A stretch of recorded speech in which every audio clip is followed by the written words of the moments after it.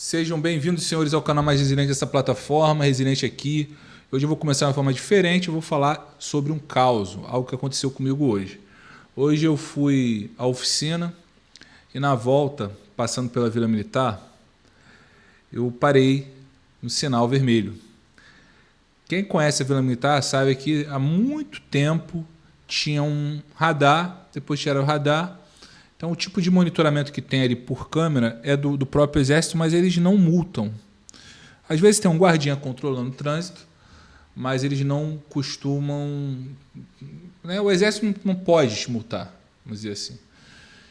E eu parei. Nisso que eu parei, e eu sou um cara que dirige devagar mesmo, nisso que eu parei, veio logo um carro, e eu sempre quando eu paro assim, eu dou uma olhada no retrovisor para ver, né, se está vindo algum carro embalado, né, para eu já me preparar para o impacto caso haja essa possibilidade. Eu digo isso porque já aconteceu comigo, né? De eu olhar e via que o cara ia bater, eu já estava de cinto, eu só me segurei, tomei uma postura, recebi o impacto, mas não me machuquei, né? Enfim, só prejuízo mesmo. Mas depois o cara tinha seguro, ativou o seguro, tudo foi resolvido. Aí eu vi que vinha um carro com uma velocidade um pouco acima do normal. Ele colou na minha traseira e ficou apertando lá o farol alto para eu dar passagem para ele. Só que nisso, ao meu lado, parou um outro carro também. Eu falei, porra, eu não vou sair, o sinal está vermelho, eu vou ficar aqui. E aí ele ficou buzinando, pepe, pepe, pepe. Sinal verde abriu. Eu já puto da vida, saí com o carro. E aí eu já fiquei pensando no... Porque eu sabia que mais à frente teria o outro sinal. E lá na Vila Militar é cheio de quebra-mola, então não dá para ter muita velocidade ali. E aí eu já pensei, pô, vou dar passagem para ele, vou emparelhar com ele e vou falar alguma gracinha, né? Ou ficar encarando ele de cara feia. Então assim, todo mundo sabe aqui que no Rio de Janeiro, o carioca não gosta de respeitar sinal de trânsito.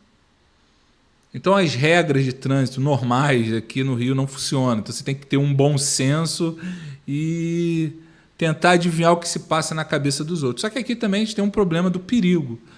Então você pode correr o risco de fazer uma gracinha dessa que eu estava planejando fazer, e o cara ser um polícia, o cara ser um bandido, o cara, sei lá, descer do carro com a barra de ferro e te enfiar porrada ou quebrar teu carro todinho. Eu dei a passagem para ele, de rabo de olho. Eu olhei que ele estava com uma mulher. Eu respirei fundo. E pensei assim, dane-se, deixa ele ir. Deixei ele ir. E logo depois que eu vi o carro afastando, e eu refletindo sobre a minha não atitude, né, que eu não fiz nada, me deu uma paz. Me deu uma paz. E eu fiz isso... Veja, por que é importante isso que eu estou falando? Porque é algo que eu tenho tentado fazer já há um bom tempo. Eu já discuti em trânsito e tal. Enfim, já passei alguns perrengues por às vezes ter uma postura, né, um pouco mais agressiva no trânsito e tudo, que não vem ao caso ou falar hoje. E já há algum tempo, depois que eu ouvi um conselho lá do Baster, né, lá da Baster.com, ele fala muito isso, né, que a gente tem que exercitar o dane-se. O cara te fechou, dane-se. O cara tá te aloprando, tá querendo te ultrapassar, deixa ele passar e dane-se. O cara te xingou, dane-se. É o exercício do dane-se. Quanto mais você exercitar, quanto mais você evitar aborrecimentos, mais você vai ficando acostumado a isso e mais indiferente você vai ficando. Isso aumenta as chances de você ter paz na sua vida. Porque, veja bem, como eu falei anteriormente, quando eu fiquei pensando nas possibilidades do que poderia acontecer se eu emparelhasse nesse cara e falasse alguma besteira, depois que ele foi embora eu percebi o seguinte, não vale a pena. Não vale a pena você discutir no trânsito. Não vale a pena você discutir na maioria das vezes. seja no trabalho, seja no seu relacionamento, depois que a coisa passa e você esfria a cabeça, você percebe que, na maioria das vezes, não vale a pena, ou não valeu a pena. Então, exercitar o dane-se é algo fundamental, principalmente se você mora nas grandes capitais, se você vive em um trabalho que exige muito estresse, por exemplo, você é um policial, ou você é até um professor, você está em sala de aula, você sabe muito bem que o tempo todo você é colocado em situações ali pelos alunos que exigem você ser um pouco indiferente, que você que não pode deixar o seu ego inflar, não pode perder a cabeça. Se você trabalha atendendo o público, às vezes você é um garçom, você é um atendente, você é um caixa. Porque muitas vezes a gente tem aquela coisa de não vou deixar, não vou levar desaforo para casa. E a coisa vai escalonando e às vezes toma uma proporção que o prejuízo consequência dessa atitude não vale a pena. Isso é em tudo na nossa vida. A gente pode estender essa questão do dane-se também aos relacionamentos. Porque, veja, como eu falei anteriormente, a maioria das discussões que às vezes a gente tem dentro do relacionamento são baseadas em ego, vaidade. Aquela coisa de, eu não vou deixar barato, eu não vou engolir sapo, eu não vou admitir isso.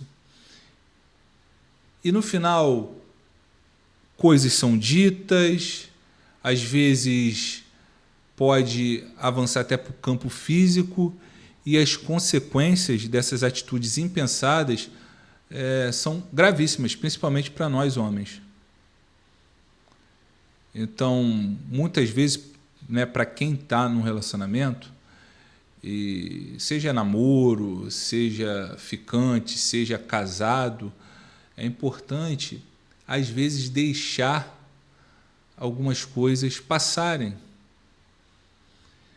E se tiver que falar, e se tiver que interferir, se tiver que tomar alguma atitude, que seja quando você estiver com a cabeça fria. É muito comum, e talvez eu esteja até sendo repetitivo aqui, mas eu aprendi que na internet a gente precisa ser repetitivo, porque às vezes a gente fala uma coisa e as pessoas não absorvem, ou não entendem, ou não ouviram, mas eu já dei esse exemplo aqui. É muito comum para os caras da minha idade, vou botar o pessoal da década de 70, 80, eles, quando casam, enfim, e aí começam a ter frustrações dentro do casamento e tudo, e eles começam a cogitar a possibilidade do divórcio. Eu ouço muito assim, se eu separar da minha mulher, eu deixo a casa para ela. E eu pego as minhas coisas e saio. Não vou exigir nada, porque vou deixar a casa para ela, para os meus filhos ou para o meu filho. E ponto. Não vou discutir por isso. Isso é muito comum, essa fala. E aí eu, quando eu tenho algum tipo de brecha, eu falo assim, não é bem assim não. Porque muitas vezes o cara fala isso ou faz isso movido pela emoção. E aí, lá na frente, ele vai ficar chorando pitanga. Vai falar, perdi meu apartamento, perdi minha casa, perdi meu carro, a mulher não deixa eu ver meus filhos, a mulher isso, a mulher aquilo outro. Por quê? Porque você tomou uma atitude impensada. Não resolva nada de cabeça quente. A mulher me xingou, a mulher fez isso, a mulher tacou um negócio em mim, dane-se. Não resolva nada naquele momento. Afaste, se proteja, saia de casa se for necessário, volta daqui a 1 hora, volta daqui a 2 horas, volta no outro dia. Não resolva nada, nem com você com a cabeça quente, nem com a mulher com a cabeça quente. Beleza, decidiram que vão se divorciar, você vai falar o seguinte, ó, tudo bem, de boa, vou procurar um advogado, vou buscar aconselhamento e a gente vai resolver tudo dentro da lei. Não se preocupe. De acordo com a lei, aquilo que for da sua parte você vai receber, e o que eu tiver que pagar eu vou pagar. Mas antes de qualquer atitude eu vou procurar um advogado. Ponto final. E aí você vai procurar um bom advogado, provavelmente você vai perder um dinheiro, mas ele vai te dar uma orientação e a partilha que for necessária você vai fazer dentro da lei. Para quê? Para evitar futuros aborrecimentos. Geralmente, e eu conheço pessoas que tiveram esse tipo de atitude, por exemplo, pessoas que se separaram, aí o cara falou assim, antes mesmo da mulher pedir qualquer coisa, ele falou assim, não, vamos no cartório, vamos fazer o nosso divórcio, papelado do divórcio, e eu vou procurar também a justiça para que o juiz, né, defina aí o quanto tem que te pagar de pensão. Então ela pensa, não, mas não precisa não, tá de boa, não sei o quê. E não faço questão. E aí o cara não tem aborrecimento. Porque a própria mulher, ao ver que o cara toma esse tipo de atitude, ela já fica com o pé atrás. Mas agora, se você quer dar uma de maluco, tomar uma atitude impensada, vou deixar a casa, vou deixar o carro, não sei o quê, depois não adianta reclamar. Porque, veja bem, quando você entra no casamento, você, homem, quando você entra em um casamento, você já entra perdendo. Se você não quer perder nada, não case. Então, essa orientação que eu estou dando para vocês, do dane-se, e da cabeça fria, e de procurar um advogado, é justamente para redução de danos. Não vai solucionar, não vai evitar você tomar prejuízo, não. Você vai tomar prejuízo. Com você advogado, você vai tomar prejuízo. Só que, geralmente, quando você tem esse acompanhamento de um advogado, um bom advogado, uma orientação, o prejuízo é menor. Prejuízo você vai tomar. Tenha ciência. No momento que você decidiu se casar, a partir desse momento você já está tomando prejuízo. Antes mesmo de casar, você já está tomando prejuízo. Se você não quer prejuízo, não case. Porque não há...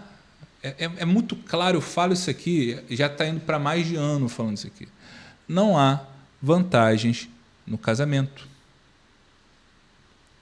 Não há vantagens para o homem se casar. O cara, ele tem que ter ciência do seguinte, casamento é vocação. Constituir uma família é vocação. O cara tem que estar vocacionado, o cara tem que querer. Ele não pode entrar em um casamento pensando assim, o que eu vou ganhar com isso? Você não vai ganhar porra nenhuma. A verdade é essa. Você tem que entrar. E eu falo isso não para desestimular ninguém do casamento, mas sim para que a pessoa entre no casamento sabendo o que a espera. Porque muito cara, me parece, até cara cascudo, me parece que entra num casamento enganado. Ele acha que vai ter alguma vantagem ali, que ele vai se dar bem. Não tem vantagem. Para o homem não há vantagem. Para a mulher há vantagem. Para o homem não tem vantagem. Não tem vantagem se casar. Então é uma vocação e você tem que tomar essa decisão. E essa é a minha orientação. Só case se você tem intenção de constituir uma família. Porque, veja, até esse negócio, eu gosto da garota, vamos casar, mas a gente não vai ter filho. Aí, vira pai de pet, aí vai... Cara, tá fadado ao fracasso. Em algum momento vai fracassar. Quantos pais de pet a gente tem visto aí fracassando? Família é papai, mamãe, filhinho, filhinha. E vai. Aí há alguma chance, há alguma esperança de dar certo. Mas essas gambiarras aí que vem surgindo aí, que o pessoal acha que dá para ser família assim... Não vai rolar, não. Sinto muito informar vocês, tá? Então, a lição de hoje é: não tome decisão nenhuma de cabeça quente. Procure sempre uma orientação jurídica antes de se divorciar. Não discuta no trânsito. Aprenda, né, a levar desaforo para casa, principalmente se você morar no Rio de Janeiro.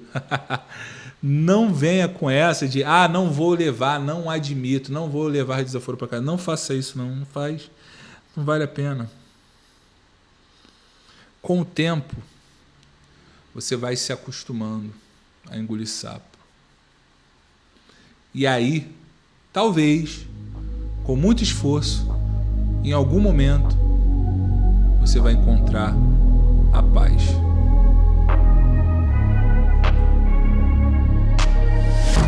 I'm changing who I am. I'm making a new plan, rearranging my life, and I won't look back ever again. Yeah, you ain't see me activated. You better hope that you never see me.